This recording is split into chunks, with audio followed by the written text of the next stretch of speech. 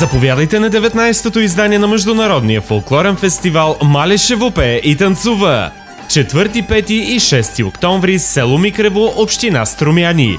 Събитието се провежда под патронажа на Министерство на културата и кмета на община Струмяни, господин Емил Илиев. За 19-ти пореден път фестивалната сцена се превръща в жарава от багри и ритми и събира фолклорното и културно богатство на Балканите и цяла Европа.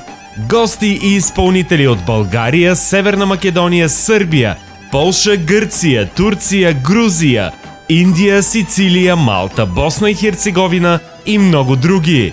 Заповядайте на 19-ти Международен фолклорен фестивал Малешево пее и танцува в село Микрево, община Струмяни.